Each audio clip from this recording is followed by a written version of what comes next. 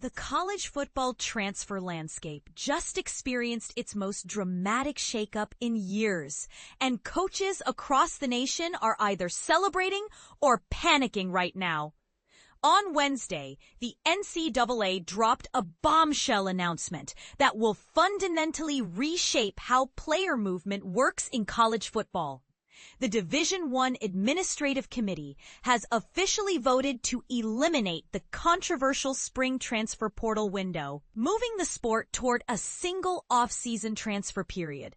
But here's where it gets interesting. They're not quite ready to lock in the exact dates yet. While the committee approved scrapping the spring window that has caused so much chaos, they stopped short of rubber stamping the proposed January 2 to 11 timeline that many expected. Instead, responding to pushback from student athletes themselves, the FBS and FCS football oversight committees will now huddle up to potentially modify both the dates and duration of this new January window. The Administrative Committee plans to review these adjustments when they reconvene in October. For those unfamiliar with the transfer portal drama, here's what's been happening. College football has operated with two transfer windows, a winter window and a spring window.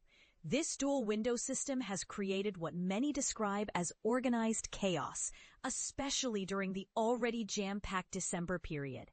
The push for this change didn't come out of nowhere. FBS head coaches made their voices heard loud and clear at the American Football Coaches Association convention back in January, advocating strongly for consolidating everything into a single January window.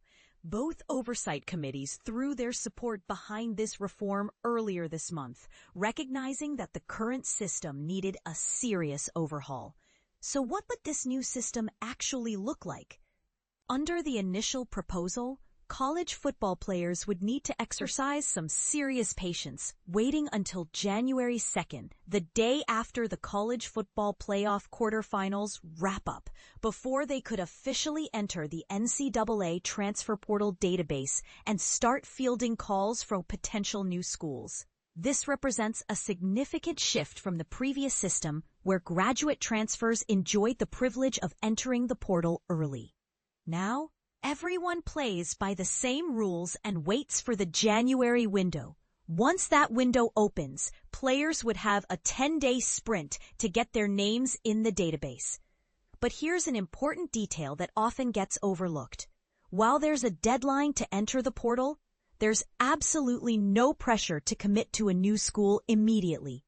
Players can take their time making that crucial decision about where to spend their remaining eligibility. And this is the part most people miss. What happens to players whose teams are still battling for a national championship? The NCAA has thought of that too. Players on teams still competing in the college football playoff during January would get 5 additional days after their team's final postseason game to enter the portal. With this year's CFP semifinals, the Verbo Fiesta Bowl and Chick-fil-A Peach Bowl, scheduled for January 8th and 9th respectively, these players won't be left scrambling to make transfer decisions while preparing for the biggest games of their careers. To understand why this change matters so much, let's look at how overwhelming the previous system had become. In past years, the winter transfer portal window opened in early December, right on the Monday after bowl game selections were announced. Picture this. Coaches were simultaneously dealing with transfer recruiting, coaching staff changes, bowl game preparation, high school signing day, actual bowl games, and college football playoff logistics, all crammed into the same month. It was like trying to juggle flaming torches while riding a unicycle. Last year's system exemplified this chaos perfectly, with the winter portal window running from December 9th to 28th. Followed by a spring window from April 16th to 25th. The numbers tell the story of just how crazy things have gotten.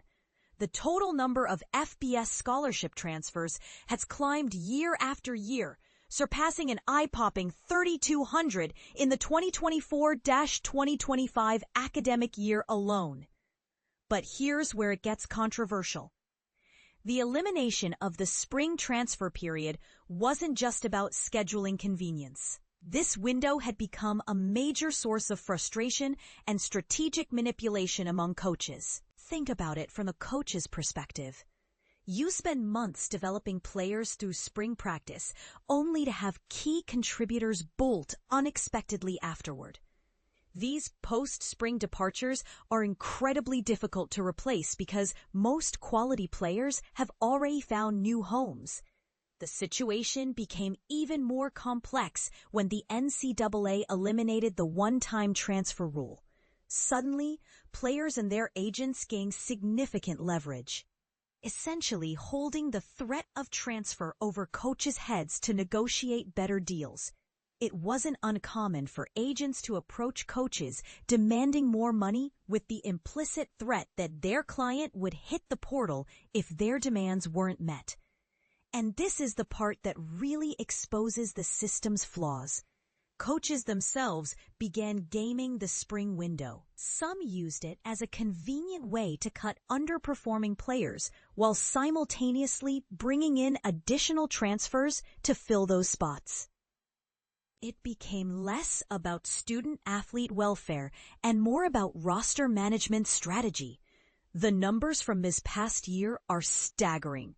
More than 1,100 FBS scholarship players entered the transfer portal during April alone. That's roughly equivalent to 10 entire team rosters worth of players changing schools in a single month. One aspect that won't change under the new system is the 30-day window that opens when head coaching changes occur.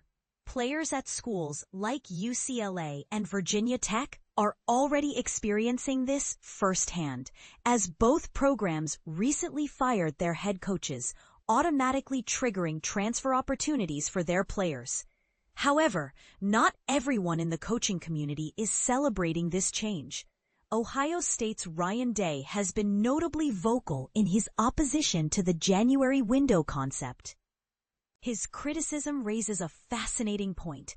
He argues that it doesn't make any sense to force coaches to focus on recruiting transfers while their teams are still actively competing for a national championship. From Day's perspective, coaches should be able to dedicate their full attention to helping their current players achieve their championship dreams, rather than simultaneously worrying about roster construction for the following season. This brings up a thought-provoking question that goes to the heart of college athletics.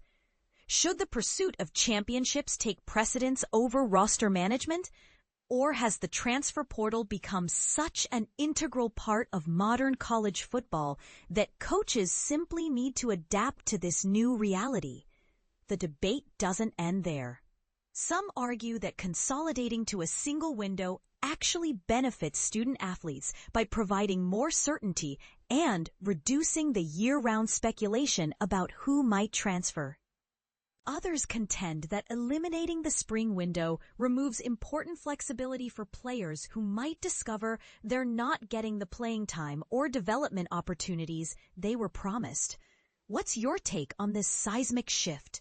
Do you think the NCAA made the right call by eliminating the spring window?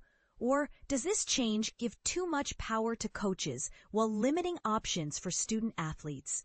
And here's the bigger question. Is Ryan Day correct that coaches shouldn't have to focus on transfer recruiting while competing for championships? Or is this just the new reality of modern college football that everyone needs to embrace? Share your thoughts. This decision is going to impact college football for years to come, and the debate is far from over.